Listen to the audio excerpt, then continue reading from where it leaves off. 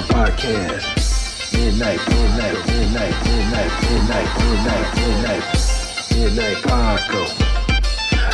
Paco Podcast. Midnight Paco Podcast. See a trucker, blast a trucker. Hey, life. Also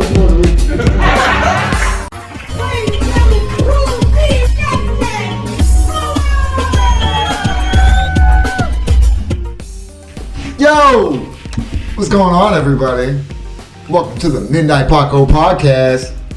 As always, you can follow me at Justin Fuller Comedy on all platforms. I am the_great_COREE. That's where you can find me, or you can find us both at the Midnight Paco Podcast. That's right. As you can see, we have fellow comedian, That's right. actor, Wood.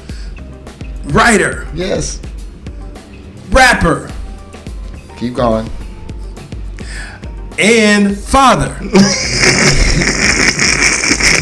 About my kids and this shit.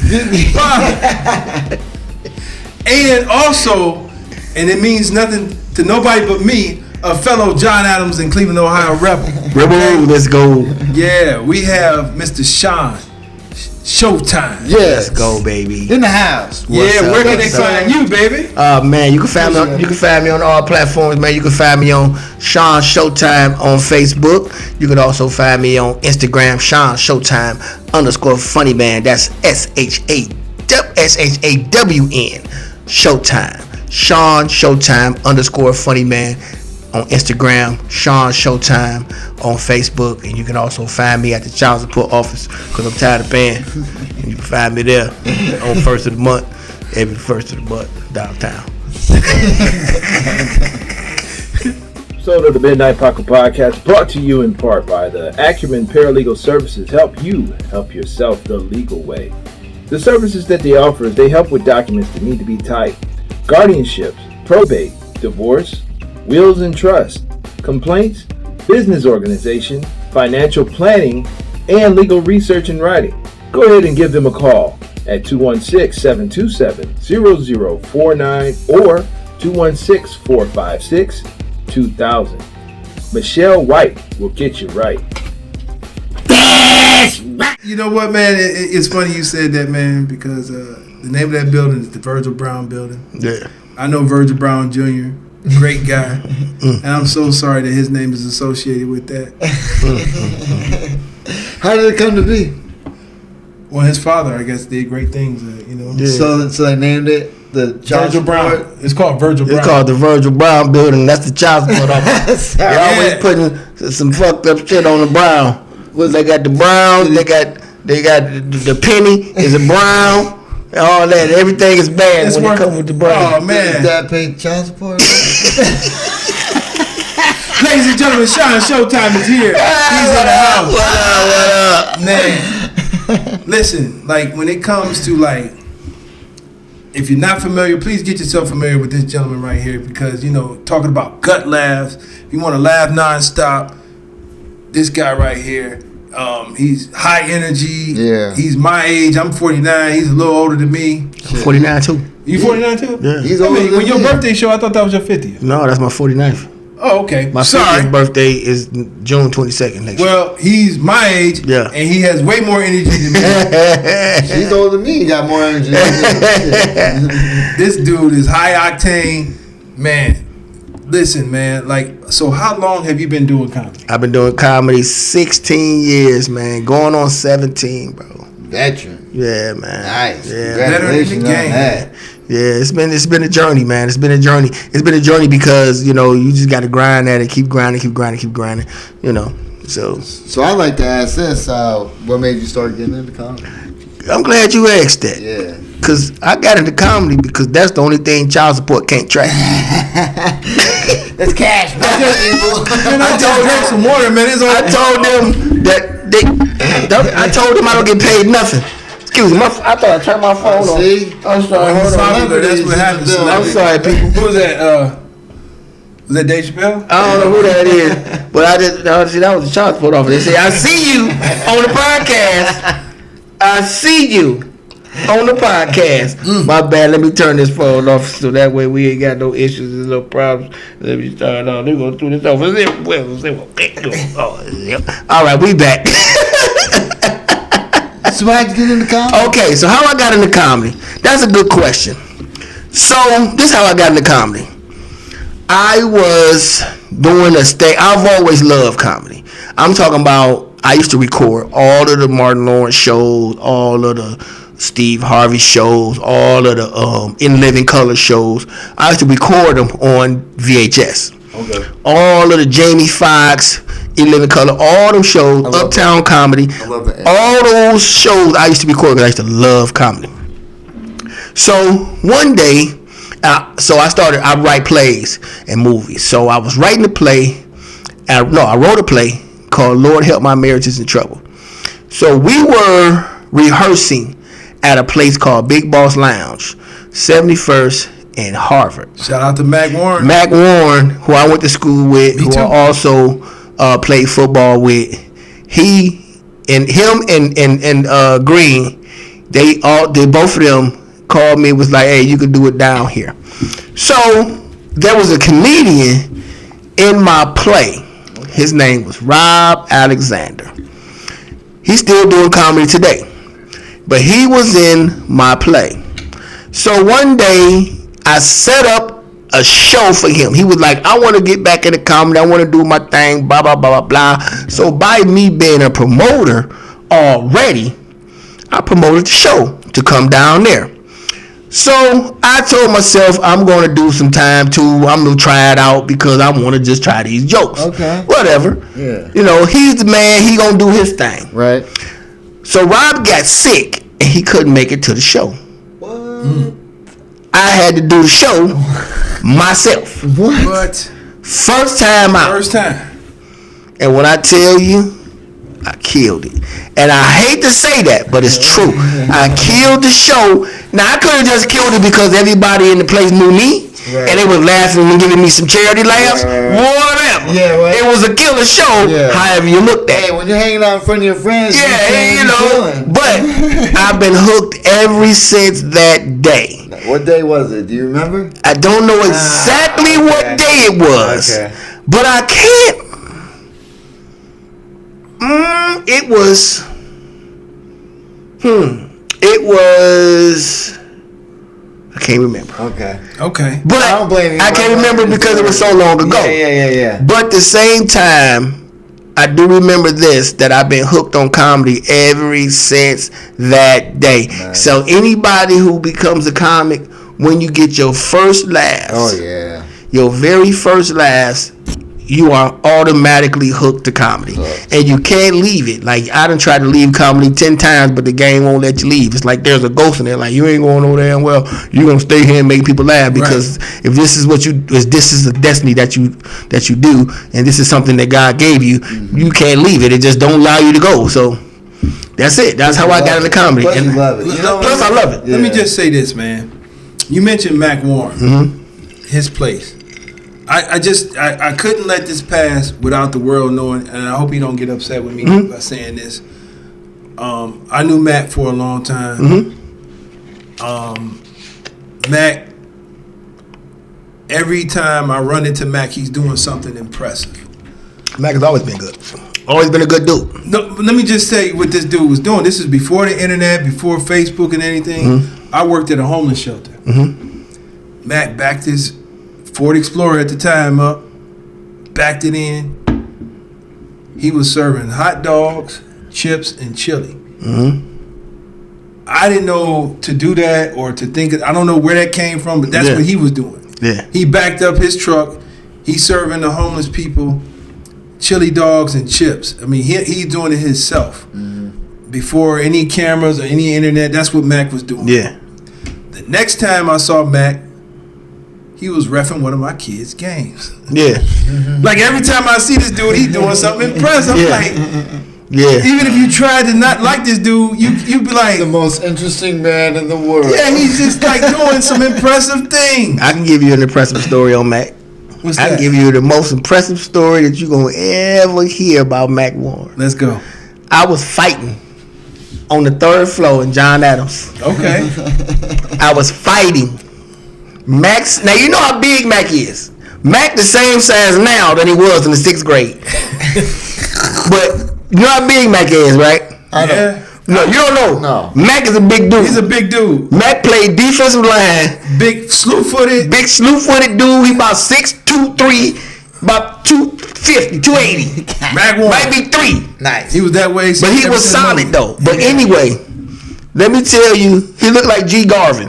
You know who G. Garvin is? Chef G. Garvin. Yeah. But anyway, let me tell you what he did. It was so funny. I'm fighting in the hallway. Now we playing football together. Mac grabbed me like a rag doll, put me on his hip, and ran me down all 3 flights of we was on the 3rd floor.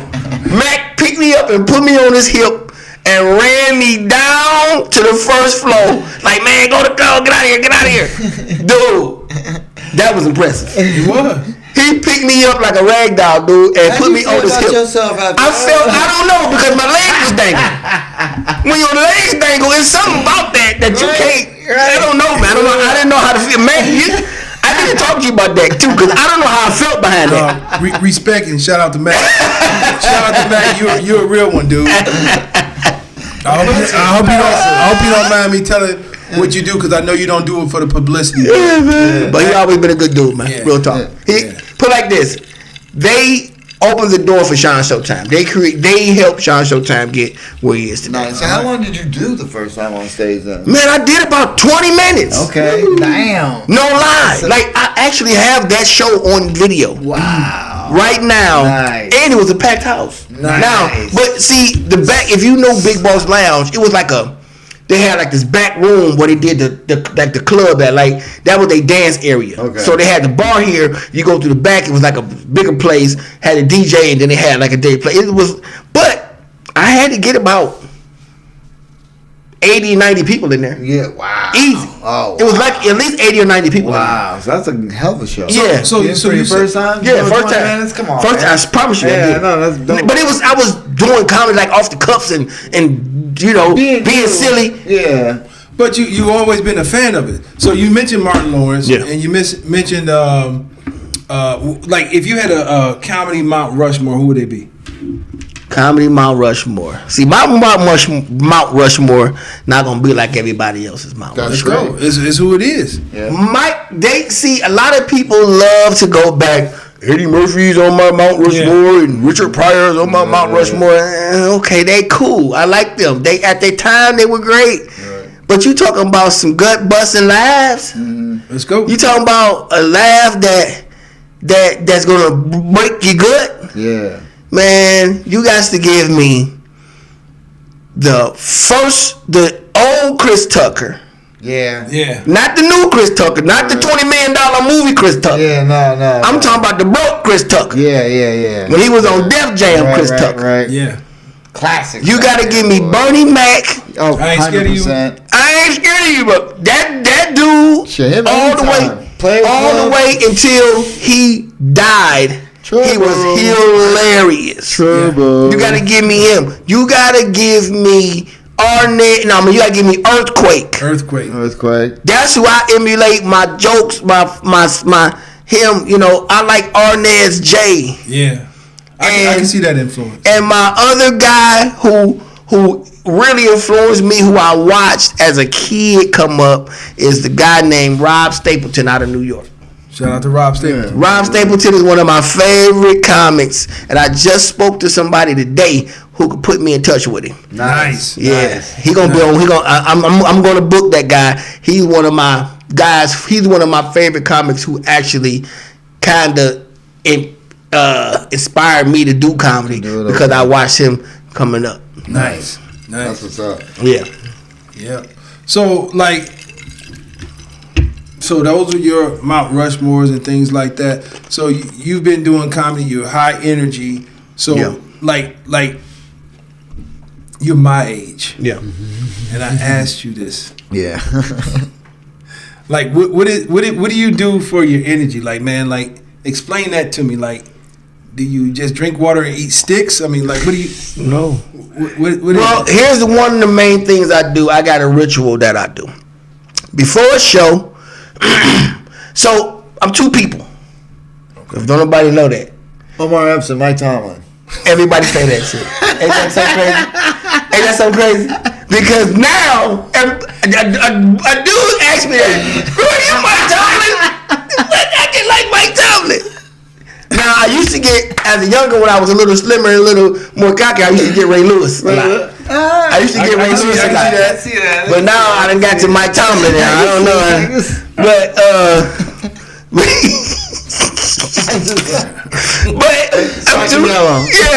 I'm two people. That's crazy. But I'm two people. I'm Sean Mitchell, but then I'm Shawn Showtime. Okay. When I'm Shawn Showtime, it's like a switch I can turn on and become Shawn Showtime. So the thing is, I got a ritual that I do before every show. One ritual is I don't drink before I go on stage. Wow. I don't drink nothing but water or juice or pop before I go on stage. Okay. I don't really eat anything either. Ooh. Because eating and all that stuff, it gives you slushy. You get the itis. You get the farts and shit. You know what I'm saying? It slows you down. Yeah. So my ritual is to stay fresh, and I say a little prayer before I get on stage, and then I go on there, and I feel like the reason why people laugh so much with me, and I say with me, is because the energy that I throw out is the energy they bring back. Right. Gotcha. Yeah. So when I give that energy out there, that energy circles and it comes back. It just so that's why I have the energy that I do. Now, do it hurt me sometimes? Mm-hmm. Yes. Mm-hmm. Sometimes when I get off stage, I be boom. Yeah. But while I'm up there, you will never know what's going on. The adrenaline going on, and don't let me get on fire. So, right. Hey, y'all can't see this, but this dude has a what is that? A bass clef or a treble clef? Treble clef. He has a treble clef on his neck. Yeah. I'm also a musician. Okay, that's where I was going. Yeah. Musician. So. Yeah, I play drums. I play gospel though. Okay. I play for the Glory Land Travelers gospel band, and I'm also played for the Seatown Gospel Singers, which was my dad's group before he died. All right. So that's who I play for. Nice. And I can play the drums. Been playing for a while. I'm working on the bass and all that stuff too. I got a lead guitar at home, so I'm working on those stuff. But music has been in my life before anything. Okay. I can say I used to rap. I used to produce music. Wait a minute. What was your rapper name? My rap name. Yeah.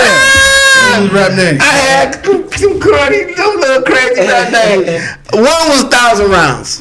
Like Busta Rhymes. It was 1,000 Rhymes. 1,000 Rhymes. So I'm not 1,000 rounds, 1,000 rounds, like round. 1,000 rounds. Yeah. Okay. So I used to, do that, and then my first rap name was Mr. Street Sweeper. Mr. Street Sweeper. It was funny because I always go with some guns or something, man. But that's what it was, man. It was recording stuff. How old was that? But I was dope. I was a dope rapper though. Like I really could rap for real. You want to give some bars? Like I used to rap for real, man. Just promoting on the name wasn't. Right. You want to get some bars? You can. Like let me see. Yeah, let me see if I can. Let me see if I can still. Let me see if I can still. Let me see if I can still do it. Let's see. Let's see. Hold on. Let me see. That's how they gotta do it. Turn it up. Turn it up.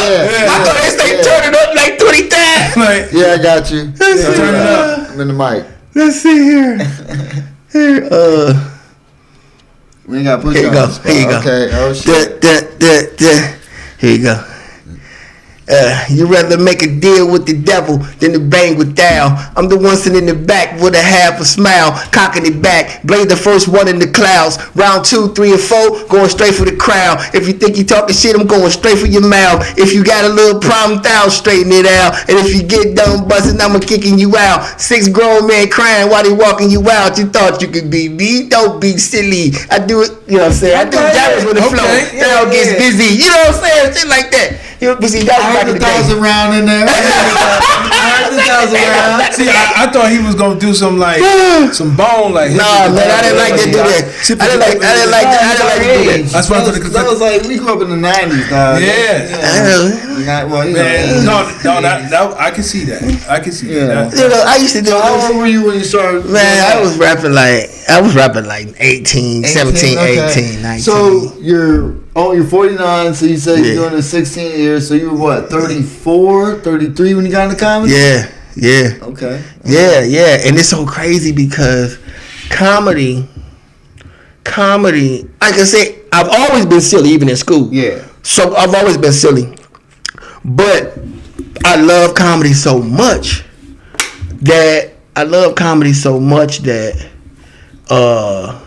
I just wanted to do it. Right. But now everything is comedy to me now. Everything is comedy to me. Like, dude, every single thing is comedy now. So did you ever, because I grew up watching all that stuff too, and I always wanted to do comedy, but in my, growing up, I grew up in Erie, Pennsylvania. Yeah. So, Oh, you go from Erie? Yeah. That's what up. Yeah. Never had no dreams in Erie, Pennsylvania. I see why you're a Pittsburgh fan. Yeah. I'm not from Cleveland. I mean, look, I'm behind enemy lines up in this piece, but it's become my home. It's become my home, and they've embraced me doing the comedy. Yeah. So it's like I kind of gotta get shot out to Cleveland, even though it hurts a little. Inside, you know what I'm saying? But I've come to respect it and enjoy it. You know what I'm saying? But shit, where was I going with that? You was talking about how you love the Cleveland Browns. No, I was never nowhere near that. And you got to get you some more Browns gear. No. You was talking about how you was, you embraced in the comedy game and how long you been doing. Oh yeah. There's no dreams growing up in Erie, Pennsylvania. So it's like I never thought about doing it as a career because it was like it's no, they're on TV. Yeah. Eddie Murphy and all. You know what I mean? They're all doing it. That's no. I gotta go to college. You get a degree and get a job. Yeah. You know what I'm saying? Yeah. So it was until 4 years ago where I'm driving a sweeper truck, listening to podcasts like, oh, open mics. That's how it happens. Yeah. Oh, you just start. Yeah. You just start and you get good and meet people and keep going and work it out and trial and error and, years. And I heard 10 years. I'm like, I don't have 10 years. I'm fucking 43 years old. I ain't got time like that. But, hey, I think about this. I could be working 10 years from now and say, hey, I could have been doing it for 10 years. So why not start? You know what I mean? And that's what got me into it. Yeah. Hey, so you was telling me about your new adventure that you want to start.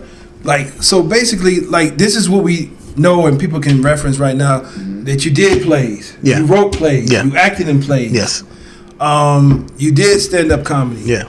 You rap. Yeah. You were in a movie too, right? Yes, I am. I'm in a movie. I was in a couple movies, but I'm in a movie right now called Credence, and it's coming out. The show viewing is on the 21st of this month, which is next Friday, maybe. Okay. Next Friday, the 21st. I believe that's next Friday. Next Saturday.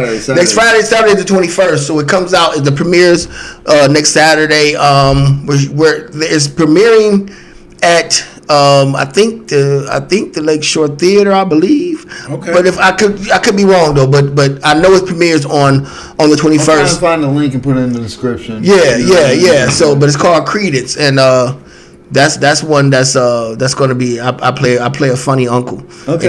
So so I come in as a funny uncle, man, and we go in. That's the one thing I thought about being older. We can always play those roles. Oh, you can always play uncle. You can always play somebody's daddy.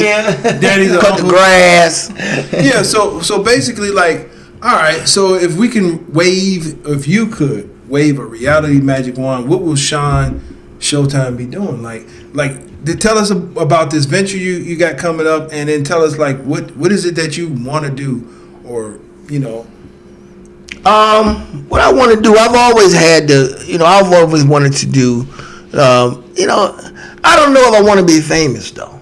Right now, I mean, I want to be comfortable for my kids. Right. I want to be able to leave something for them. Yeah. You know what I'm saying? As a business owner, Versus right that. now, as a business owner, I'm trying to leave some things for my children. I have 5 sons, and they all got their own lives. I got one in college right now, I know I had one that was in the Air Force. Yeah, one is in the college.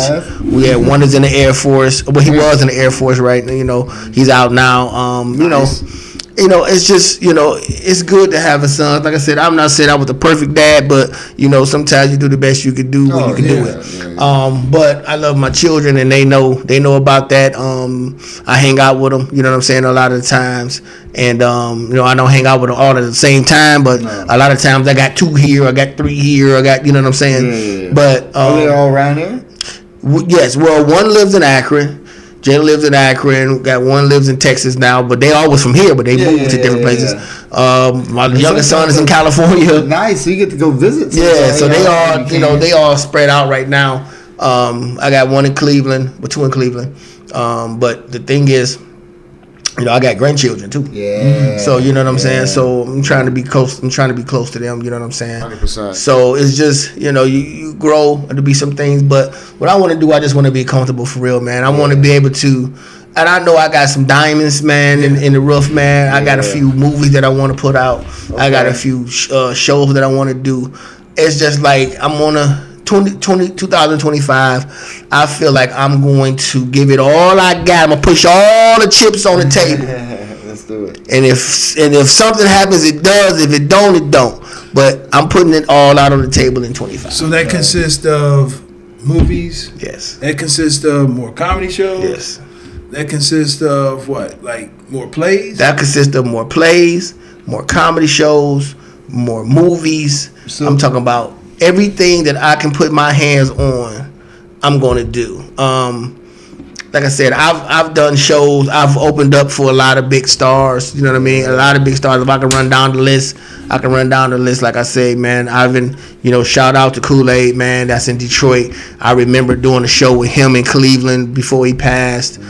Shout out to him, man. Great dude. I don't know if you ever know who Kool-Aid is, the but name sound familiar. Kool-Aid from Detroit was a dope comic, been around for a while, doing this thing, man. And I mean, he's like, I've seen him on TV before I knew who he was. Okay. I've seen him on TV. He was one of the, I think he beat George Wilborn. I'm going to say that in the camera. I think he beat George Wilborn in that contest because it was him and George Wilborn was the finals. Okay. And I believe he beat George Wilborn in that finals. Okay. It's just George Wilborn had a backing through the radio because he was on the radio station and all that. But I ain't throwing no shade on George Wilborn. Wilborn is funny as well too, but I just think Kool-Aid beat him on that time. But anyway, but he's been on TV a few times. Okay. He's also, you know, and I think he had cancer, I believe. He passed away from cancer. So shout out to Kool-Aid. But I've done shows with him. I've done shows with of course Mike Epps. My final show with Mike Epps. I've done shows with last show, not the final. Yeah, not the last show. With Joe Torre, with TK Kirkland. I've done shows with, I mean, you name them. I've done a lot of shows with a lot of people. Nice. So it's just a simple fact that I've done shows with AJ Johnson. That's Ezel from Friday. Before he passed, Shorty from Atlanta. I've done shows with him. Yeah. So it's just a simple fact that because that's when they came to Youngstown. I was the host on that show. It was me. It was Shorty and AJ Johnson, and I was host when they came to Youngstown. So I did that show with him. I did 3 shows with AJ Johnson though. Before he passed. And that was and that was so, you know, but I've done shows with a lot of people. So it's to the point now I want to do me. I think I've showed a lot of people what I can do. Excuse me. And a lot of people know what I can do. And it's just time right now for Shawn Showtime to put his foot on people's neck, put his foot on the thing, put his foot on the gas. I ain't gonna say put you on your neck, but you already know what I'm saying. But I'm gonna put my foot on the gas, and I'm gonna go ahead and go with no brakes. So it's just now, it's just time. 2025 is gonna be a time where you're gonna see a lot of Shawn Showtime. Oh yeah, that's what's up. Looking forward to seeing that. I always say this to people who write and things and who have ideas. All the people you know in Cleveland, comics and stuff. If you take Clerks, you've ever seen Clerks? Clerks, no. Is that a show? It's a movie. Okay. It's a movie. You know, it's Jay and Silent Bob. I know who that is. First movie ever. Okay. It's black and white. Okay. Like 3 locations, minimal characters, funny cult movie. Yeah. And it's their first movie. Okay. I always say that's a blueprint for anything, anybody who wants to do a film. Yeah. Think of the places, minimal places, minimal characters, but look at all the talent you have here. Yeah. As far as Timbuktu's a character, all these comedians we know. Oh, trust me. I just throw that out to other comedians who have ideas to write. Just think of something that you can create. Just right here too. I got a movie right now. I'm gonna say what it is. I'm not gonna tell you what it's about yet because I wrote it. But I got a movie called Extra. And that movie is so funny. I've got it copywritten too, so nobody steal my idea. It's pretty much about a guy who wants to be a movie star, but every time he's casted, he's an extra. Oh God! And it's hilarious. I'm serious. It's so damn funny. So that's gonna be the movie that a lot of the comics are gonna be in. That I'm gonna put in that movie. That's you know hilarious. What I'm saying? Nice. But it's hilarious. Great. Don't nobody steal it. They can't. It's copyrighted. It's copyrighted, so they can't steal it. But it's funny. Plus, it's your idea, and I'm sure you already have. And we got it on tape. We got it on tape. So if somebody steal my idea, I'm gonna go get the tape. I'm gonna say, you don't get the tape because you just stole my shit. Check out Midnight Paco Podcast, episode 158. It's documented. That's the ghetto copyright. Put a stamp on it. Right, put a stamp on it, dog. But yeah, man. But that's pretty much what I'm doing. I got that movie. I got another movie called Unhappily Married that I wrote. So it's a lot of stuff that I'm doing. I got a play, you know what I'm saying? Lord Help My Marriage Is in Trouble. That play has got to come out, you know what I'm saying? Nice. So those things are some things that I got going on that's really finna hit in 2025. Nice. I've like I said, Lord Help My Marriage Is in Trouble. I've done that play about 5 times in like 2010. 2008. I wrote it and produced it. Yeah, I wrote it, produced it, and everything. You can actually watch that on YouTube. It's on YouTube. You gotta find it. It's deep down on YouTube, but you can find it though. Okay. But you gotta look at it. Find it and put a link in there. Yeah. I did that play. Then I'm gonna revamp that and bring that back out again. Got another play called Footsteps in the Dark. So these are the plays and things that Shawn Showtime is about to bring to the table that's going to change the game. Yeah. I mean, I know a lot of people is doing comedy, a lot of people is doing their thing or whatever, but I'm finna really put my foot on the gas and really something got to pop. So I got to put all the chips on the table, baby. So I got to ask you this, man, because, a lot of people put on shows here locally. Mm-hmm. How important is sound, lights, and the place? Everything is important. So one of my keys is one of my things that I've mastered is sound and lighting, and because I was a producer, so sound was very important. Sound and lighting is important, especially in comedy, because comedy, you can't, if you're doing comedy in the dark, there's jokes that's just a facial expression, right? That people can see. If they can't see your facial expression, they don't know what the joke is about. Right. Then you in the dark. Same thing with plays. You have to be able to see what people's doing. So lighting is very important. Sound is very important. Mm-hmm. You gotta be able to do those things. So hear and see. Yeah. So what does that look like when people book a Shawn Showtime, and maybe the venue don't have the sound and light that you like? Do you carry your own lighting? Do you carry your own? I don't carry my own lighting. I have sound. But a lot of times, I kind of, if it's my show that I'm putting together, sound gonna be right already. Okay. Sound gonna be right, lighting gonna be right, period. Right. Now, because I'm gonna bring my own stuff and I'm gonna make sure it's set up properly. DJ, all that's gonna be done. Now, if I'm doing somebody else's show, I can't control what they do. Right. Because I don't know until I get there. He'll probably show up and talk shit. You know what I'm saying? Now, but what I will do, I always show up early. Yeah, I always show up early. Right. I'm never late to a comedy show. I've always show up early just in case the sound is not right. I can show them how to fix it. If they can't fix it, if I got time, I'll go get my stuff. Right. And hook it up right quick, and then we go from there.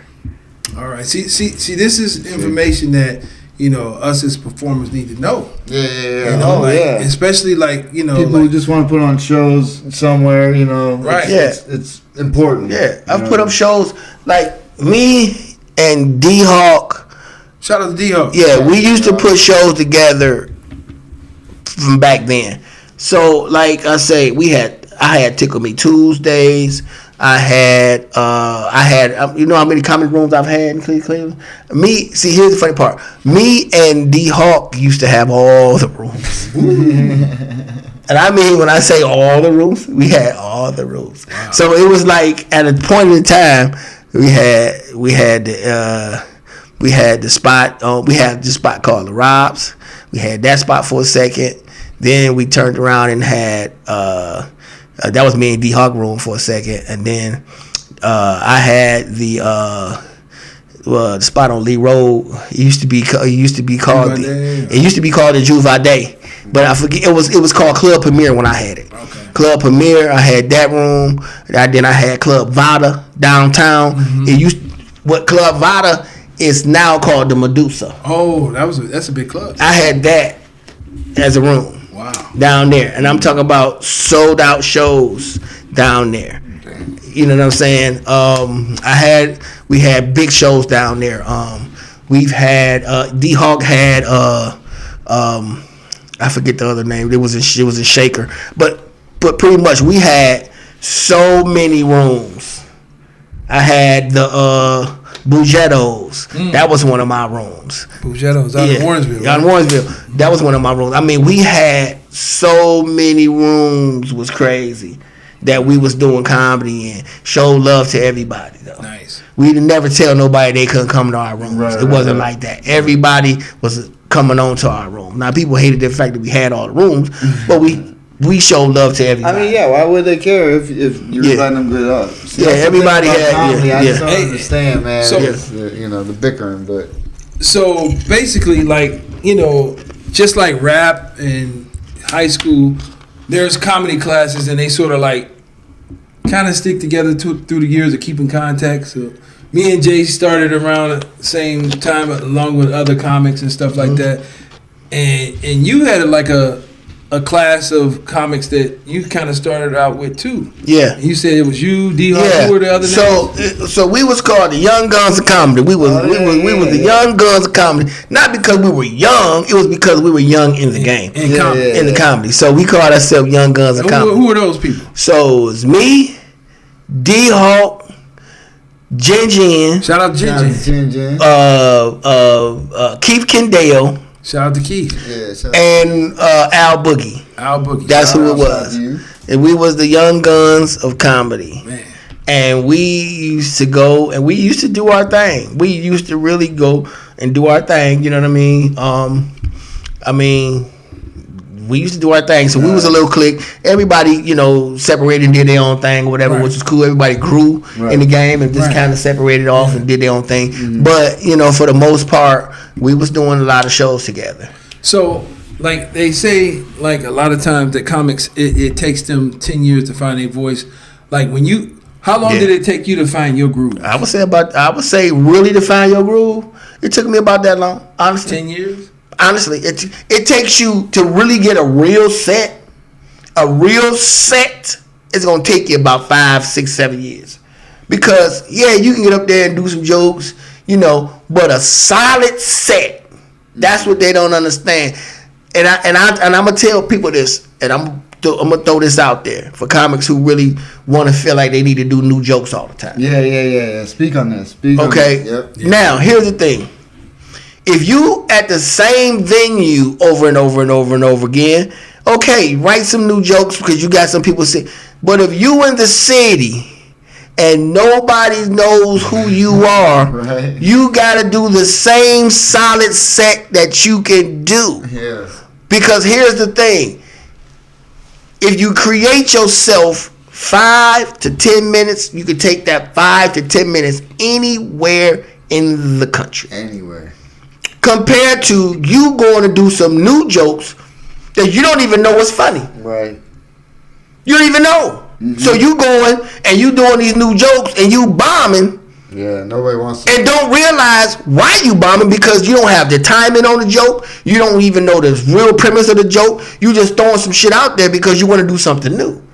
But the thing is, if you do your set over, find you a set that you can do over and over when it becomes embedded in your brain. So anytime you can do comedy, you can stand up and do comedy right now. If they gave me a mic and said, hey, do 10 minutes, I can do 10 minutes right now because I got a set that I can use. Yeah. Now, you might have heard these jokes. You might have heard, but guess what? 4 people in the audience might have heard the joke, but the other 35 haven't. Right. Oh, yeah. So that's something to think about. Yeah. And the thing is this, you get you a solid set. You can take that set anywhere. If you get booked over in Columbus, guess what? I'm going to take my solid 10, 15. So, for the most part, when I get booked as a headliner. Yeah. So, I do 35, 40 minutes. Right. Now, I may come over there and do the same set I just did in Cleveland. Go down there and do that set. I may have to go to Dayton and do the same set. I'm going to take that same set and go over to Florida with it. And I'm going to take that same set and go to California with it. Yeah. Because guess what? Them people have not seen you. Now, once you do that, now me personally, I've been doing the same. Now I have the same set that I've been doing a long time. I've added stuff with that set. Right. But I'm finna do another special with all new stuff. Because I've been doing this set for a long time. Yeah. This set is been done for a long time. So now it's time to do some new stuff. Yeah. Now, when I do this special that I'm getting ready to do, of course it's going to be old jokes that I've had. Because this is the one I'm really finna do on the professional side. Okay. That I really want to put on Netflix or one of them. I'm finna do one of them. There's so many people out there who have not heard it. Don't know who Shawn Showtime is. They never heard the joke. One of my Cordell Respress quotables is, for all my artists out there, you know, old to you is new to the world. Mm-hmm. Yeah. Watch this. How many times have you heard? Have anybody ever heard Bruce? Yeah. Do the same set. Been doing the same set for about 20 years. Wow. But guess what? Now he added some stuff to it, true enough. Yeah. But the thing about it is, that set is funny. No matter how you look at it. Yeah. How many times you seen it? Yep. It's funny. Yeah. Oh, what did Steve Harvey say? He got paid $5 for this set for the same jokes. He got paid $100 for the same jokes. He got paid $10,000 for the same jokes. Yeah. Same jokes. If you follow any of the comedians who've been out there for a while, and they go to city to city to city to city to city to city, that same joke he did in Cleveland, he gonna do the same joke in Florida. Mm-hmm. He gonna go to Detroit and do them same joke. He gonna go to California and do them same jokes. So once you put out a special, should that whole routine be retired? I wouldn't say retire it. I would say, because it's out there now. Yeah. So when you on a different level like that, and you doing specials, I say that was the jokes for that special. Right. Now you can go back to them jokes if you wanted to, because people want to hear them jokes sometimes. Mm-hmm. Sometimes, they didn't did a special. Okay, now they doing a show somewhere else. They're gonna bring some of them jokes out they did in the special. Only because them jokes were funny. Right. Just like when Cat Williams did that, this right here, nigga, that shit right here, nigga, that nigga, this right here, nigga. Right. He said it again somewhere else. You see what I'm saying? But it was more of a callback. Yeah. See what I'm saying? So it's just the simple fact that you can do those, but you bring out your new stuff when you doing specials and you recording it. That's the difference. But if you just doing comedy, you say, get you a set, man. Yeah. Get you a set and kill that set and tone that set and work that set and tweak that set to the point where that set you can do anywhere and make anybody laugh. Bread and butter. Yeah. You could do them sets and make anybody laugh with them sets. It was a struggle to get him to understand that in the beginning. Yeah. You got to do. You can't. I see comics do it all the time. Yeah. They coming in. I need to do some new stuff. I need to do some new stuff. Yeah. That's fine. Yeah. But do you have a solid 5-10 minutes? I was bored doing the same thing, so I was like, man, I got to come up with something new each and every time. But I realized and I started doing like what you said, making my set solid and different. Every time I went up on stage, I was working on different things. I used to never look at nobody. I was pacing. Mm-hmm. I was messing with the chord. So each time I went up, I was trying to work on something else different. Mm-hmm. Yeah. So guess what? watch this. So I'll show you this. So if you doing new stuff, right, that you ain't never done. Mm-hmm. Now, of course, I wouldn't know because I've never heard y'all do stuff. Right. I've never seen any one of y'all do comedy. Yeah. So I would sit there and I'm listening to your jokes. I don't know if they're old or new. Right. So if you got a solid set that you've been doing, I ain't ever heard it. So I'm gonna be down. I'm gonna be laughing. Right. So my thing is just find you a solid set, man. Yeah. Find you a solid set. Do that set. Now you can do new stuff. There's nothing wrong with doing new stuff. Yeah. That builds too. But your bread and butter is your solid set. Yeah. Right. 5 minutes, 7 minutes, 10 minutes, 15 minutes, 20 minutes, 30 minutes. That's how it's laid out. That's how it's laid out. You heard that, people. Hold on. That's gold. What you just said. That's how you do it. Take that in, mother suckers, because that's how it starts. 5, 7, 10, 15. They don't do no 12? It's just straight? No, not really 12. It'd be more 15, 10, 15 minutes. Okay, because I know the 5, because 7. Sometimes you do 10 to 12. They might say 10 to 12, 5 to 7, something like that. But you know what I'm saying? You really want to get you a 15-minute set. Okay. From 10 to 15, 15 to 20 to 25 to 30. So you want to be able to get you some sets that you can do. Yeah. Just like I had to do that Mike Epps, you know what I'm saying? Yeah. I had to do 5 minutes. I said, okay, let's do 5 minutes. On your birthday, I think you did like close to 50. Yeah, I did a long time on that. Nice. I mean, my special, I did an hour. You did wait a minute, you did a whole hour straight? Yeah. Yikes. See, that's a pro right there. Yeah. I did an hour. You can do 45 minutes. Yeah, I did an hour. I did an hour on that. You do. I could have did an hour at the Improv because I was smoking on that show, and I could have did. It was like jokes that I left on the table that I could have just kept smacking, but I did like 45 minutes, and then I had to get off. Yeah. What do you think is? So I'm gonna go off of what he said because he makes sense on this, and I agree. Because I always say, you build towards your hour, right? Mm-hmm. Is it better to build an hour and then just throw out a half-hour special?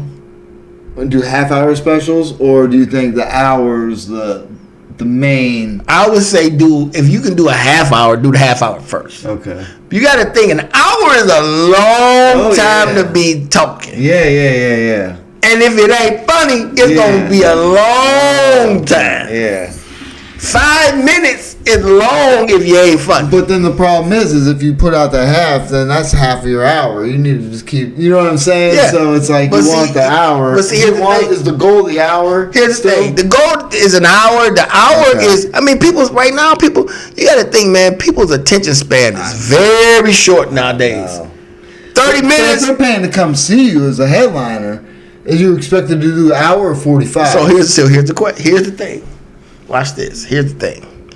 If I get up there and I'm smashing for 30 minutes straight, strong, boom, they laugh, they cracking up, and I say, all right, out there on midnight, you think they're going to be disappointed? Oh, hell no. They won't. No. Because they had a laugh for 30 strong minutes. They don't know if it was an hour or not. Yeah, right. They had a strong laugh. They had a strong laugh. Now, the hour is more paced. See, a lot of people don't understand that you can't get up there and just brrr all your jokes. Because then you run out of jokes and you still got 20 minutes. Yeah, right. Good. So I'm glad you said that. So that brings me to ask you, how do you feel about crowd work? Do you do it? Is it necessary? I'm going to say it's necessary, but you do it. Because when you a headliner... Do it always mean you ran out of material? No. It just means you're pacing yourself. Okay. Because see, here's the thing.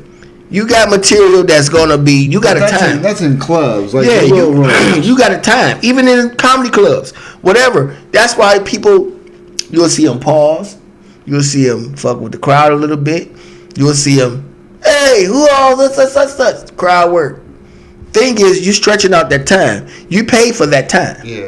If you getting paid for an hour, they want you to do an hour. Yeah. They don't want you to do 49 minutes. Yeah. 59 minutes. They want you to do an hour. Time. That's the biggest thing. We always talk about people running the light. Yeah, time is everything. Boy. Time is time. So the thing is, they pay you to do that time. So in order for me to do that time, sometimes you gotta stretch it a little bit. Take your time on your jokes. When the joke used to be fast, sometimes you gotta slow it up a little bit. Sometimes you gotta sometimes you gotta open yourself up. Oh, excuse me. Sometimes you gotta open yourself up where you come out maybe crowd work. Right. Well, I mean, we've had that because we've had, we're so used to 5 minutes and this, but when we've gotten those shows where we're doing 20, it's like you're able to breathe a little bit. You ain't got to worry about blah, blah, blah, blah, hitting them like that. You can mess around, and then when somebody says something, you can play off of that because you ain't got to worry about the light coming in the set. You know what I mean? Yeah. So I have never used 30 minutes to drink on stage yet. No, me neither yet. I've taken water. I think I've taken a sip of water once. I never did that. Yeah, I've always take water on the stage. I always take water. Or I tell somebody to come in and bring me some water. Sometimes I forget my water and I'll be like, time filler? Yeah, it's time filler. Well, can somebody bring me up some water right quick?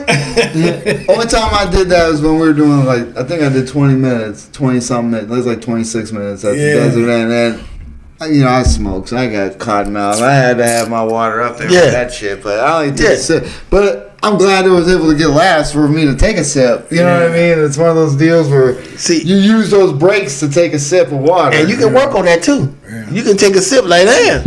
Don't y'all take breaks on y'all job? Take a break on my job. Right. You know what I'm saying? Well, that's comfortability. That comes with the years, I think, of doing it. When I hear 10 years, I was worried about 10 years of I think we came in knowing our voice because we knew what we kind of wanted to talk about, being our age, and we kind of just a storyteller kind of. I'm not going to claim that I know my voice yet. I kind of think I know what I want to talk about. That's kind of what it is, right? You just know, because people come in as one-liners and they try and do this, and you kind of know what you want to do. That's your voice. I mean, you're kind of there. Cordell, I ain't heard you kind of go opposite of anything we've been doing since we started. Got a little dirty. Yeah. I mean, but that's your voice. You're just afraid to do it. Like we've talked about shit on here, and he just buttons the fuck up because he's afraid to talk about shit on the podcast. Yeah, sometimes. man. Sometimes but that's just you buttoning up. That's you censoring yourself. That's all. You got to give it out, man. Like, dude, and then it all depends on what crowd you got. Well, yeah. Let me tell you this: you got some crowds. They don't want to hear. So I was over at the store, right? And I went over there, and then I walked down, and there was bread just sitting on the ground, and then I slipped on the ground and busted my ass. They don't want to hear that shit. No. Right. You got some crowds who want to hear some fucks. I mean, I can say that. Say whatever you want. They want to hear some fucks and some shits and some bitches and some fucking and some sucking and all that shit. You got crowds that's what they want to hear. Yeah. It's so crazy, but they got crowds that's what they want to hear. You don't have that material. I'm not saying I don't have. The good thing about me you gotta have some funny jokes then, because that crowd right there was sitting at your ass like this. Right. They'd be staring just like this. Yeah. Staring at your ass just like when they cross them hands like this. Like you better be funny. That means they're not. And they get the blinking at your ass like this. That means your ass better do something. You better throw some tricks, set your ass on fire, something. You better because they ain't not clapping like that. Trust me. Wait a minute. Now let me ask you this, man. I heard your comedic influences. Mm-hmm. You said you've been silly your whole life. Mm-hmm. I want to dig a little deeper. What? Where did it come from? My whole family funny. My grandma funny. Like who? Grandma? My grandma and my grandfather. My mama funny. My mama funny to me. My mama is hilarious. This is what I want to know. Like where it come from. No, my mother is fucking hilarious. My mother come here right now and kill all of us. Hey, mom. No, my mom is funny. Name? Barbara. Shout out Miss Barbara. Shout out to Barbara. Yeah, she's funny, man. She is funny. Like she's naturally funny. Anytime if I go visit her at her job, I say, yeah, I'm Bob's son. Is she here? Yo, Bob's son. That crazy ass woman. They just go off and they just flip. They just laugh because she's that funny. She's naturally funny. She's funny. My grandmama funny. My granddad, rest himself, was funny. My family's funny. So let me tell you this. So, anytime if you come to my house, my grandparents' house rather, on any holiday, all of us is there. My uncles is there. My mama's there. My grandmama's there. My brothers is there. My sister is there. My kids is there. Everybody, you better have some skin on your ass. Cause they coming.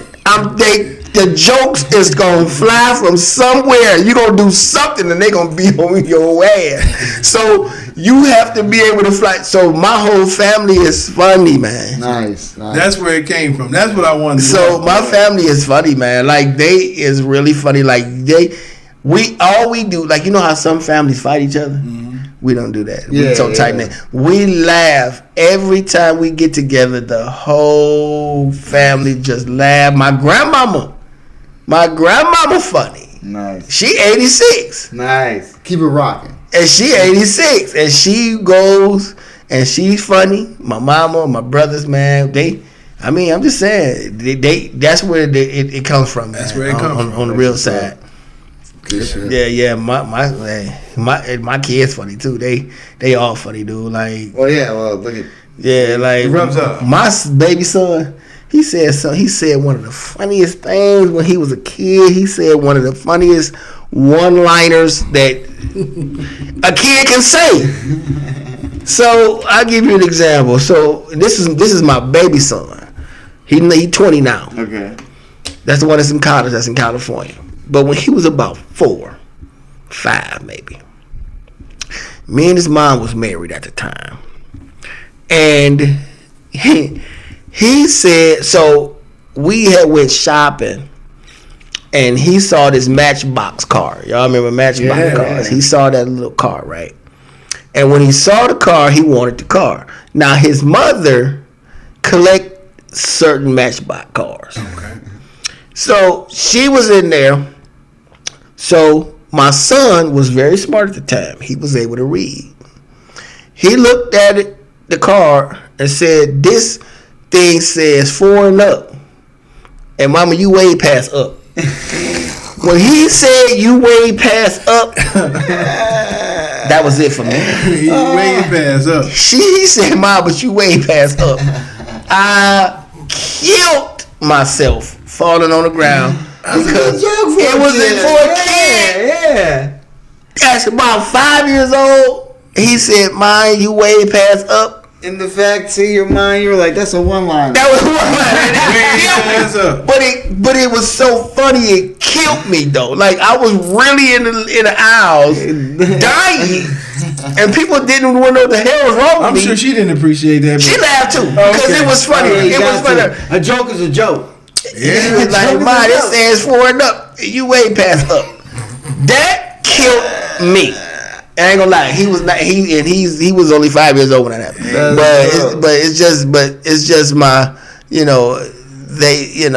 you see any of your boys following your entertainment footsteps? Yes, because I was in music at first too. Okay. So I have my second son was the one that was in the Air Force. Mm-hmm. He's producing right now. Nice. Okay. He's rapping too. He's good too. He's good. My little brother stepped into my footsteps. Nice. But all of them also play sports. You know that. Mm-hmm. And all of them play sports though. Nice. All of my kids play sports. Yeah, okay. Yeah. All of them. All 5 of them. That's such a good thing for kids in general. Man. Yeah. All 5 of them play sports. Yeah. And now my baby son, he's in the entertainment right now too, so he's in there for filming, and he's in there for filming and editing and doing that stuff. So that's what he's in college for. That's why he's shooting movies. Yeah, he's shooting movies. So he's trying to shoot movies. Yeah, he's trying to do that. So keep doing. They all kind of did something that I do. That's lit. One way or another. Nice. And they were good too. I'm not saying it because my kids, but they were all good too. They were very decent football players. Nice. Yeah. So it's good to see your kids playing. Yeah. I was the biggest fan. My son played soccer or something, but he was a star. See, it was funny. I went to high school. I was never a star. I was always backup. I played special teams, but never the star. Yeah. He was actually the star soccer player in school. That's dope. That wasn't football, but football. That's football in other countries. It is. So it's good to watch your kids. It's only soccer here, Right. Yeah, 100%. But yeah, man. So yeah, I have a good time doing it though, man. Good for you, man. That was so. What we got looking forward in the future? in the future. Yeah, coming up, anything? Yeah, I'm pretty much like I say, man. I'm want to push the movies. Yeah, tell us about your room. My room. I'm bringing back another room. Catch These Jokes Comedy is now a business. Oh shit! Yeah, congratulations. Yeah. Yes, sir. And I got a comedy room that I'm getting ready to do that I signed the contracts about, and it's about it's called Catch These Jokes Comedy. It's at Miss O's in Garfield Heights, Ohio. I forget the address because it's new, but I'll give you the address later. But anyways. In Garfield Heights, Ohio, in the plaza, the same plaza that Planet Fitness is in on Rockside Road. That's going to be starting January 11th with this funny headliner. Chocolate Shy is the headliner on that. Bringing Stephanie from Virginia and that, you know what I mean? So we're going to go ahead and bring the noise on that, man. And it's going to be a ladies' night, too. So it's going to be all female comics on that.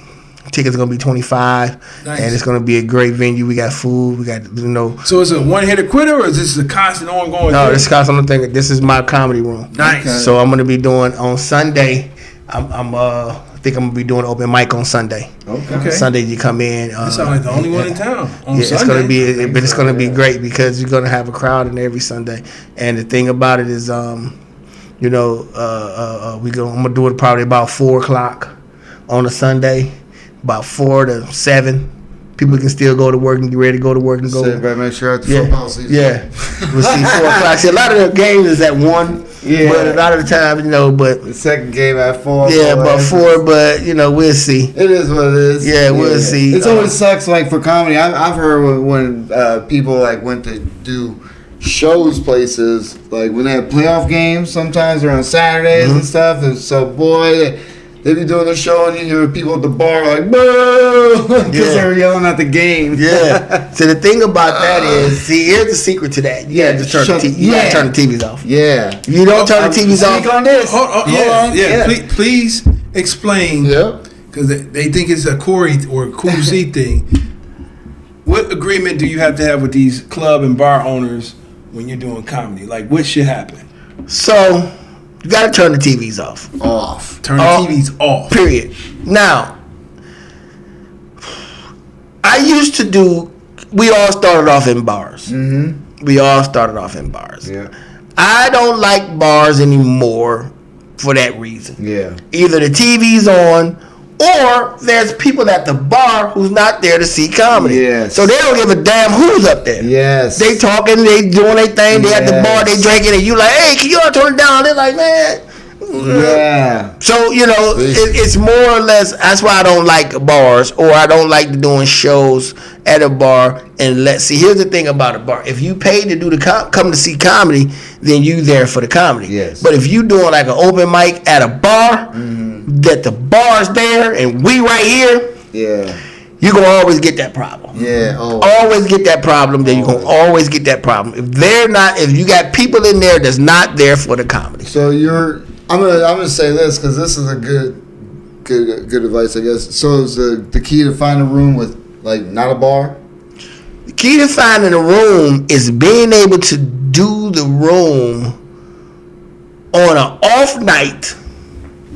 Off night for sure. Off night for sure. Yeah. If they don't do nothing on Tuesdays, go on there on a Tuesday. Yeah. Put a sign on the door. Comedy is this, that, the third. Yeah. Do that. Or the bar. Sometimes you just gotta be an agreement. It gotta be an agreement. Yeah. With the owners and stuff like that. But you gotta know when to do the comedy, man. Yeah. You can't. I've seen this before. It's the worst, man. It's the worst thing ever that you go and you doing comedy and everybody's loud. Yeah. And the louder you get, the louder they get. They laughing, they dapping up, they drinking, they toasting up, they talking to the barmaid. Yeah. And it throws your comedy off, and then you be like, hey, can y'all be quiet? Yeah. And they like, hey, can y'all be quiet? Yeah, we ain't here to see y'all. Yeah, right. That part. You feel what I'm saying? That part. Yeah. So the thing is, you have to fight with that in a bar, but you just got to know what bar to go. Yeah. Now, for instance, I'll give you an example. Kurt's Getaway have the bar, then they got a room off the bar. If you close the curtains, you have a great time doing that. To do some comedy. Yeah, do some comedy. You can close the curtains. They doing their thing, you doing your thing, and that was another one of our rooms. I forgot about that one. Okay. Because that was Al Boogie's room. Prayers for Kurt. Yeah, that was Al Boogie's room. Yeah, he lost his son, man. Pray for him. But that's who I'm doing the show with on Saturday. Nice. Okay. I'm doing the Soul Jam. Soul Jam they got going on Saturday at that's over at the Camelot on Miles. Yes. But you just gotta understand. You gotta know where to do a room. You gotta have an agreement with the owner. Like if you got TVs, no pool playing, no jukebox. Yeah. We are the entertainment, and I always give D-Hawk the credit because he like always pumped that in my head when I was doing my room. One of the things that I did, and I'm trying to promote, and here go another thing I'm gonna ask you about, and we sort of think a little parallel when it comes to the promoting thing. It was like, when I asked the entertainers to come, like if you would have did my room when I had it, I would have just asked you to bring you. Can you please bring Shawn Showtime and bring it? Because I already had the audience there waiting on. Yeah. When I'm putting on shows, I don't put the promotion on the entertainer. If you brought people, that's a bonus, but you don't need to, because I got the audience there waiting for you. Because I know that promotion. So let me talk about animal. That. Please do. Let's go. So let me see. My son is 27. I've been doing shows for 27 years. Right back when he was born, I was producing and promoting shows. So maybe been 28 because I did it like a little bit before he was born. Okay. No, after he was born. So it was about 27 years. So anyway, promoters. There's a root word. Promote, yeah. Not post. Yeah. There's the root word as if you're gonna call yourself a promoter, then promote your show. Promote your show. Don't put the promotion on the comics or the artist. You don't see Mike Epps sharing flyers on his page. You don't see Cat Williams sharing flyers on his page. Guess what? You got a promoter who's paying for radio time, who's paying for the flyer to be out, who's doing what he got to do to promote the show. So when Cat Williams shows up, he shows up, and boom, there you show. Now, you got new guys, and I understand what you're saying. You're saying, hey, why don't you bring your people because they can come and see you? That's a bonus. Yeah. But don't blame them if they don't. Right. You hired them to come and do a show for you. Right. You, whatever you promised them, whatever you said you was going to pay them, what if you didn't say you was going to pay them, you are the promoter of the show. This is your baby. You are the promoter. So promote your show. Right. I never depend on nobody to promote my shows. If you bring people, that's cool. Only thing I'll say is, hey, let me know how many tickets you need if you bring the people. Let me know how many tickets you need if you bring the people. Let me know how many tickets you need if you bring the people. For the most part, I get out and go out. I'm old school. If I'm going to do hand-to-hand flyers, if I'm going to get on video and say, hey, I'm doing this every single day. Promotions is a everyday thing. You don't just go on Facebook, put your flyer up there, and just leave it. Because guess what? The algorithm going to wipe it away, and nobody's going to see it but one or two people. You're going to get 2 likes on that bitch, and that's because them the only 2 people who saw it. So correct me if I'm wrong. Because, like I said, you and I think a little parallel. I'm calling people, I'm texting people, I'm sending messages. This is where I'm going to be at. Boom, boom. That's how you create a crowd. That's how you create a crowd. This is how I created my following that I do. And people wonder why, man, how you get all them people in there? Because I created a relationship with people. And you got to be likable. Yeah. Hold on. Let me say this real fast. Before we even get any further, you can't be an asshole and think people are going to come and see you. Yeah. Period. You can't do it. We think parallel. You can't do it. You gotta be at least likable for people to come and see you. You giving people a good time. You got people, you cussing people out at your show. You trying to fight people at your show. Man, that's stupid. That's why you don't have nobody at your show. That's why you can only book and have 20 people at your show, and that's it. You can't.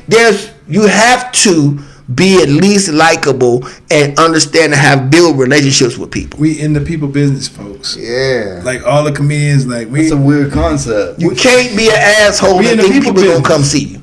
But you got Period. That's just what it is. You cannot be an asshole and think people gonna come see you. Spend money to come see you. Yeah. Get a babysitter. And then you mad because ain't nobody come. And then you cuss them out again. Well, you ain't come because nobody fuck with you like that. Let's just be real. Yeah. Let's be real. You done burnt every bridge that you ever had, and then you expect people to show up at your show. Okay, so I'm glad you said that, but and another thing that I had to learn personally is to not to take things so personal, because I'm calling certain people and they saying stuff like, I don't do those type of shows anymore, and I'm thinking like, what you talking about? And the grand scheme of thing, it was a bar, so people think that what he described, it was a bar show. Was a bar show. I don't do that no more, and I don't blame people that do. That's why. But guess what? It wasn't like that. No, it wasn't. Yeah, it wasn't like that. But you know what? The thing is this though, because especially if they've been doing it for a long time, and you say it was at a bar, and they're like, nah, I ain't gonna come. Right. Well, you heard Chad. Chad was like, I'll come check it out. No, he shout out to Chad. He said he came to see, and then he rocked it. Right. See, because the thing is, you gotta come and see. You don't want to keep fighting with the people at the bar watching TV. Yeah. You don't want to keep fighting with that. You gotta have that agreement. Yeah. You don't want to keep fighting with that, because especially if you've been out here and you've been rocking stages and doing what you gotta do, and you there and you doing comedy, and then you go to a bar and there's everybody. Ain't nobody paying attention. You just up there. Nobody. No. I'm not gonna say my reign was perfect. I had a couple of nights that was like that. That wasn't nobody paying attention. Only 2, maybe 1.5. Were they not paying attention? I just don't think there was. Sometimes there wasn't, as big as a crowd as you hope, but everyone there watched comedy. No, it was a couple of times when it was like people were getting turned away at the door, and it was like loud and. It was crazy. Yeah. Well, that was but that was a packed house. It wasn't a bad thing, though. No, it's not a bad thing, but let me give you an example. Let me give you some game real quick, and I'm giving out. I'm open. I'm open. Look, you can tell everybody the steps, and they still won't do it. All the game today. And let me say this: I'm not better than nobody. Everybody got their own hustle. Yep. I just say that this part of the hustle, I know. Doing it for 28 years, in not comedy, but I've been doing entertainment for 28 years, and I've got some sold out shows under my belt, a bunch of them since 2008. There you go. Speak on it. Like, I mean, I ain't gonna say no names, but somebody was like, man, that dude six sold out shows. 6 sold out shows. I've been doing this shit since 2006. Selling out shit. Yeah. Well, so, but the thing is, it's like you have to understand that when you want to do something in a big way, especially if people are paying for this, don't go to no bar. Yeah. Get you a venue, a hall, and host a show. Everybody's there for comedy. It ain't got to be a big hall. Right. My cousin got a hall right next door to where I'm doing my shows at. He got a hall right there that a seat about 75 to 100 people. Okay. Easy. Might be more. But he got a hall right there in Garfield. If you gonna do a show at a venue. This way, you ain't got no TVs. Right. This way, you don't have no interruptions. Everybody's there for the comedy. For the comedy. Yeah. I understand. Sometimes you try to get in the bars. You trying to get somewhere. Hey, we can do comedy here. sometimes you guys to buckle down and invest in yourself. Mm-hmm. Now, you might break even, but what you're trying to do is build a brand. You're trying to build yourself a brand. You're trying to build something that's that you can build on. Right. It trust me, it gets an autopilot at one point where you can just put your name on something, or you can put it out there and say, hey, I'm finna do this show at XYZ. These are the comics. Oh, we coming. We there. Last time we did the show was funny as hell. Yeah. We had a good time. I would like to say that I sort of built that brand a little bit. Right. So the thing is, get you a place, man. Find there's everybody got a hall now. Yeah. It don't have to be a large one. You don't have to try to overdo yourself and say, okay, here's a 1,000-seat theater and only sell 200 people. Right. Yeah. You want that's a flop. Right. If you ask me. But if you got a place that holds 200 people, and you put 200 people in a set, you got a sold out show. Yeah. Hey. If you got a place that holds, see, here's the difference. It holds 60 people, right? And you sell 60 people, that's a sellout show. Nice. Yeah. If it holds 100 and you got 60, you okay? It's okay. Good crowd, but not sold out. So you know, at the end of the day, you saying get a venue. Get your venue, man. Yeah, not lights and sound is important. Lights and sound is important. Okay, I'll give you another example. What's that? Garage Shop. Yeah. Good venue. Yeah. They there for the comedy. Yeah. What's the other one that Spike Ludum had? B-side. B-side. Yep. If you go in there, shout out to Spike.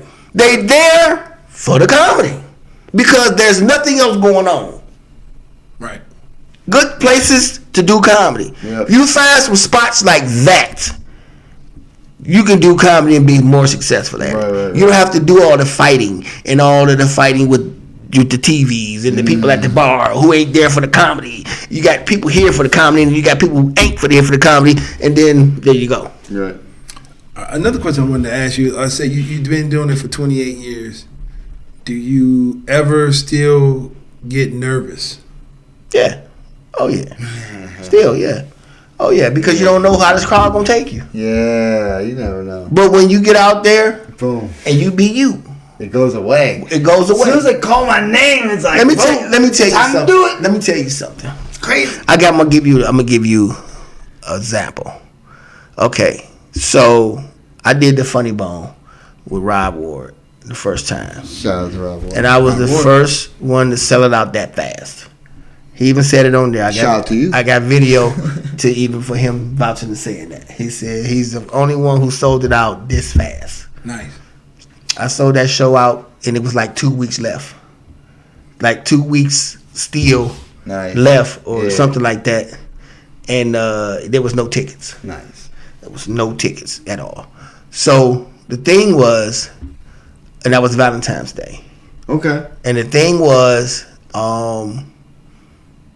when I got out there and they said, coming to the stage, Shawn Showtime, and that crowd erupted. Yeah. You got the pop. That was the pop right there. Because I was nervous as hell when I came down there. I'm sitting down there, nervous. I ain't never did it. See, you got to understand. First of all, I never did the Funny Bone before. Right. That particular one. Yeah. My home club, I never done before. Wow. And I've been here. So what did that mean for you to keep that pop? That meant a lot because, one, it sold out. That's what was one thing that was great with me. Right. I said, man, people still fuck with me, man.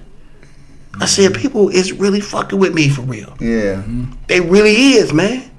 I said, okay, let's see what happens then. I wrote a dope set. I did a lot of old stuff, but I did a lot of new stuff too. But, so I get there, I'm standing there, and they said, coming to the stage, Shawn Showtime. And that crowd said, wow. That was it. When I charged up, I got on that stage, that was it. Boom. It was like a charge. Yeah. It was like, you know how you you pull the car back? Yeah. And let it go. That's how that felt. These new kids don't know about those stories.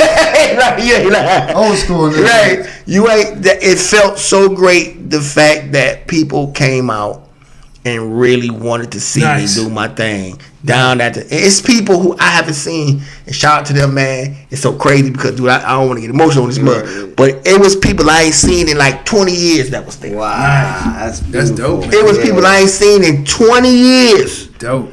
Was there that night. Nice. Because I posted it on Facebook, and then people was pushing it, and people was talking about it. I'm talking about. It was people I ain't seen since high school. Yeah. Was there. And they were like, I knew you'd be here. That night. You had some lames there that was trying to get there. That was like, they misguided me. I couldn't buy no tickets. Oh, yeah. So I was that the day we were trying to get to? I think that was the day. I wish you would have called me because I said what happened was it was people who had it's just the funny bone. When it was what you call it, they didn't do it. Yeah. But it was just the funny bone. For the funny bone, you got third party people who buy them tickets and try to resell them. Yeah. But you could have still bought them for regular price. You just had to go on the actual site, actual Funny Bone website. We both tried it, but it kept linking. Yeah, redirected. But you gotta go. You gotta get out of that and go down, or you could have just went on down there because that's one of the that's the thing that that's the reason why the second time we did it down there didn't sell out because people was like, I'm trying to buy tickets and they what Yeah, they were like, I love you, Sean, but I ain't about to spend $75. I can't. It's not in the budget. $75. I mean, you worth it, but it just wasn't in the budget. Plus parking, it wasn't in the budget. Right? Yeah, that was the headliner show. The all headline show. Yeah.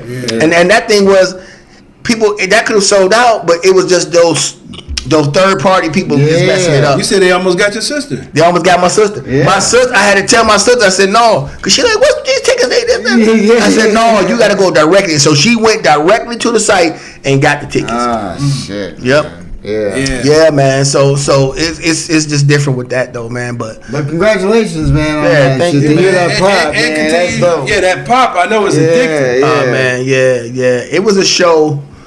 I did a special, and I'm mad at that because the dudes who filmed it, man, messed my stuff up, man. I could have really that was a perfect show, man. Oh my God, it was me, Big Chevy. I was the headliner. Big Chevy was there. He killed it. And who else was on that show? Patterson was on that show. EP Patterson was on that show. And it was hosted by Burner. Okay. And that's what we did that show out at the Front Stage Theater. Front Stage. Oh, I remember that show. Which was a sellout. Sold the whole thing out. And that had about 400 people in it. Nice. Yeah, and that thing was crazy, but that show right there was another sellout show, man, where people, they came out, man, and they really messed with me. So it's just, man, I'm thanking God for that. And I'm just thinking the fact that, you got to be likable, man. Yeah. You just got to be a likable person. I'm not saying you got to be the best looking person. You just got to be a likable dude. So look, like, so final words. You got to have sound, lighting. Yes. Place to perform. You got to be likable. You can't be a jerk. Yeah. Turn off the TV. Yes. Get a venue and promote your show. And promote yourself. Yeah. Hey, anything you want to tell the people before we get out of here, man? Hey, man, just keep grinding. Keep doing what you're doing. Stay out of people's way. You know what I'm saying? Stay sucker free, man, and you'll be okay, man. I'm telling you, man. It's just keep doing what you're doing, man. Stay sucker free and just keep doing what you're doing. You're gonna make it. Everybody gonna make it. Everybody got enough talent to make it in this comedy game or a rap game or whatever it is. You know what I'm saying? Oh, and I gotta send one shout out too, man. Yep. To Dominique Potts, man. Oh yeah, shout out to Trap Boy Mannequin, man. He doing his awards, man, and I'm finally getting awards, man. I feel like Lil Richard. They don't never gave me nothing. So we gonna see you New Year's Eve. Yeah. Oh. Yeah, we're gonna be there. Yeah, I'll be there too. We're gonna be on the red carpet. Yeah, I'll be there too. All right. So I'm gonna be there too. Piece together, put my award on. I'm gonna have a award speech and everything. I'm gonna be like Jay-Z on that joint. I'm gonna have the little braids and all that shit. So I plan on slicking my hair back and put on my curl up shoes, baby. You know what it is. Episode of the Midnight Paco Podcast brought to you in part by the Acumen Paralegal Services. Help you help yourself the legal way. The services that they offer is they help with documents that need to be typed, guardianships, probate, divorce, wills and trust, complaints, business organization, financial planning, and legal research and writing. Go ahead and give them a call at 216-727-0049 or 216-456-2000. Michelle White will get you right. Hey, yo, Jay, where can they find you at, man? Hey, everybody, you can follow me at Justin Fuller Comedy on all platforms. I am the great _COREE. That's where you can find me, where you can find us both at the Midnight Paco Podcast. Where can they find you at, Shawn Showtime? Shawn Showtime on Facebook and Shawn Showtime _Instagram. You can definitely find me. You can also find me on TikTok too at Shawn Showtime. Oh, shit. Yeah. You can definitely find me at Shawn Showtime on TikTok. You, I think. On TikTok? I think so. Yeah, there you go. Keep following me. I'm going to start doing this skits. I'm going to start doing this stuff, so you're going to see a lot of me. 2025, let's go. Let's go. Peace out. Midnight Paco. Midnight Paco Podcast. Midnight Paco.